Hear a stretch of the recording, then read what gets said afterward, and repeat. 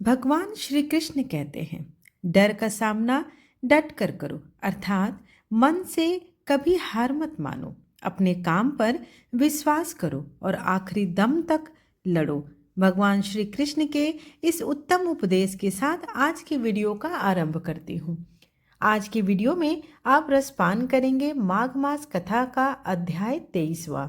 इसके पहले की कथा अगर आप नहीं सुन पाए हैं तो आप मेरे चैनल पर जाकर माघ मास महात्मा कथा का प्लेलिस्ट में कथा का श्रवण कर सकते हैं। आइए अब आगे की कथा का रसपान करते हैं। इतना कहकर भगवान अंतर ध्यान हो गए। तब देव निधि कहने लगे, हे महर्षि, जैसे गंगा जी में स्नान करने से मनुष्य पवित्र हो जाता है, वैसे ही भगवान की इस कथा को सुनकर मैं पवित्र हो गया। कृपा करके उस स्तोत्र को कहिए जिससे उस ब्राह्मण ने भगवान को प्रसन्न किया।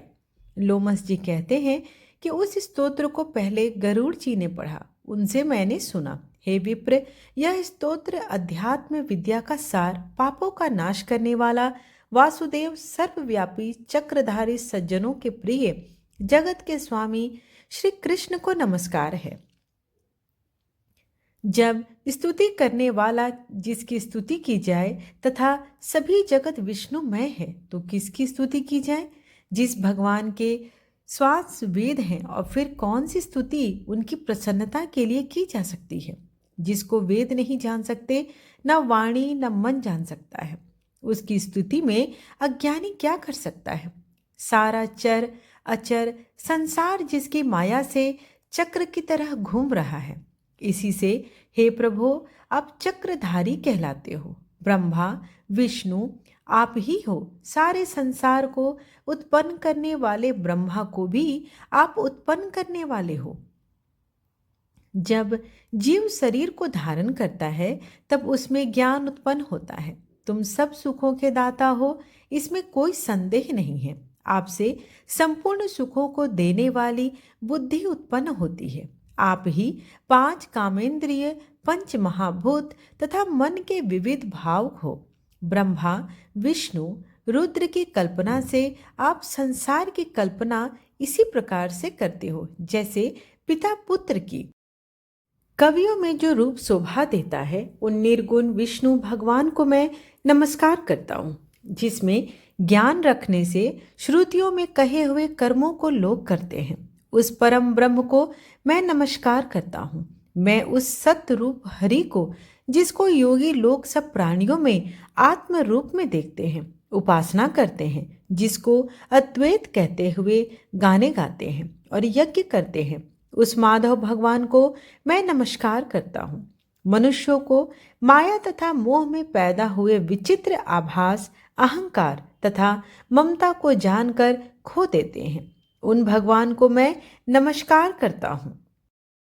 संसार में मनुष्यों के मोह रूपी वायु से सदा भभकने वाली ज्वाला आपके चरण कमल की छाया पहुँचने से जलती है, जिसके स्मरण मात्र से मोह अज्ञान रोग दुख दूर हो जाता है। उस अनंत रूप को नमस्कार करता हूँ, जिसमें मिल जाने पर और किसी दूसरे की इच्छा ही नहीं रहती, जिसको जानकर अद्वैतवादी आत्मा को देखते हैं। यदि विष्णु शब्द का अर्थ और उसके विषय का ज्ञान एक ही होता है तो इस सत्य से हे माधव, इस संसार की माया से फंसकर तेरे ही ध्यान में रत रहता हूँ। यदि वेदांत दर्शन में भगवान सारे संसार में व्याप्त हैं तो इसी सत्य से भगवान में भरी निर्विघ्न भक्ति हो। जो बीज नहीं है तो वे भी बिना बीज के स्वयं विद्यमान हो। वह विष्णु भगवान रूपी रंग से हमारे बीज के टुकड़े टुकड़े को, जो सृष्टि स्थिति तथा लय के लिए ब्रह्मा विष्णु महेश 3 रूप धारण करते हैं और कार्य में सत्य रज और तम इन तीनों गुणों में विद्यमान है, वह भगवान मुझ पर प्रसन्न हो। जो प्राणियों के हृदय रूपी मंदिर में निर्मल देव वास करते हैं, वह भगवान मुझ पर प्रसन्न हो। जो अविद्यापूर्ण संसार का त्याग करता है, जगन्मय आप हो। आपका बनाया हुआ विश्व आनंद करता है। आपके त्याग करने पर अपवित्र हो जाता है, उसका साथ करने पर भी तुम बिना साथ के बने रहते हो। विकार रहित, जिनके चार्वक पंचभूत योग से पैदा हुआ चैतन्य मानते हुए उपासना करते हैं। जैन लोग आपको शरीर का परिणाम मानते हैं और संख्यावादी तुम्ही को प्रकृति से परे पुरुष मानकर ध्यान करते हैं। जन्म इत्यादि से रहित चैतन्य रूप सदा आनंद स्वरूप उपनिषद जिसकी महिमा गाते हैं। आकाश आदि पंच महाभूत, देह, मन, बुद्धि, इंद्रियां सब कुछ तुम ही हो। तुमसे अलग और कुछ भी नहीं। तुम ही सब प्राणियों को उत्पन्न करने वाले हो और मुझको शरण प्रदान करने वाले हो। तुम अग्नि, रवि, इंद्र, होम, मंत्र, क्रिया तथा फल भी तुम ही हो। कर्म के फल देने वाले वैकुंठ में तुम्हारे सिवाय और कौन है? मैं तुम्हारी शरण में हूँ। सब प्राणियों के हेतु तथा उनको शरण देने वाले तुम ही हो। जैसे युवा पुरुष के युवती में और युवती की युवा में प्रीति होती है, वैसी मेरी प्रीति तुम में ही है। जो पापी भी आपको प्रणाम करता है उसको यमदूत ऐसे नहीं देखते जैसे उल्लू सूर्य को। प्रत्येक पाप मनुष्य को उस समय तक ही सुख देते हैं जब तक वह आपके चरण कमलों का सहारा नहीं लेता। जिसको गुण, जाति, धर्म को स्पर्श नहीं कर सकते तथा गतियां भी स्पर्श नहीं करती, जो इंद्रियों के वशीभूत नहीं है, जिनका बड़े बड़े मुनि लोग साक्षात नहीं कर सकते, उन भगवान विष्णु को मैं नमस्कार करता हूँ। जितने ज्ञान रूपी सुंदर गुण हैं, जिन्होंने सुख स्वरूप मोक्ष रूपी लक्ष्मी का आलिंगन किया है, जिन्होंने आत्मस्वरूप सुख भोगा है और जिन्होंने ध्यान रूप से मृत्यु को वश में कर लिया है, ऐसे मुनियों से सेवित भगवान को नमस्कार है। जो जन्म आदि से अलग हैं, जिनको काम, क्रोध आदि दोष नहीं देते, उन वसुदेव भगवान को मैं नमस्कार करता हूँ। जिनके ज्ञान की गति से अविद्या रूपी मल शुद्ध हो जाता है, जिनके ज्ञान रूपी शस्त्र से संसार रूपी शत्रु का नाश हो जाता है, उन दुखों के नाश करने वालों को मैं नमस्कार करता हूँ। जिस प्रकार से स्थावर जंगम संसार को उत्पन्न करते हैं, इसी सत्य से भगवान मुझको दर्शन दे।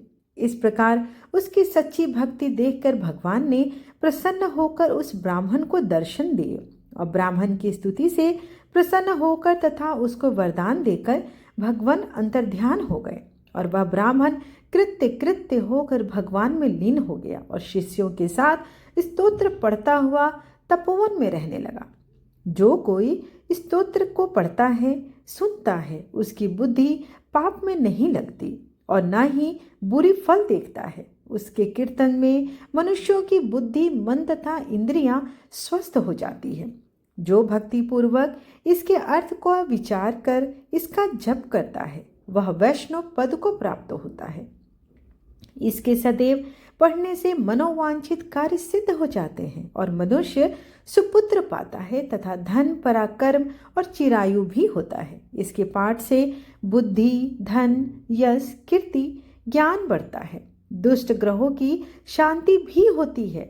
यह व्याधियों व अनिष्टों को दूर करता है, दुर्गति से तारता है। इसके पढ़ने से सिंह, व्याघ्र, चोर, भूत, देव, पिशाच और राक्षस का भय नहीं रहता। जो भगवान का पूजन करके इस स्तोत्र को पढ़ता है, वह पापों से ऐसे ही अलग रहता है जैसे जल पंख में कमल। जो इस स्तोत्र को 1 काल, 2 काल या 3 काल पढ़ता है, वह अक्षय फल का भोगी होता है।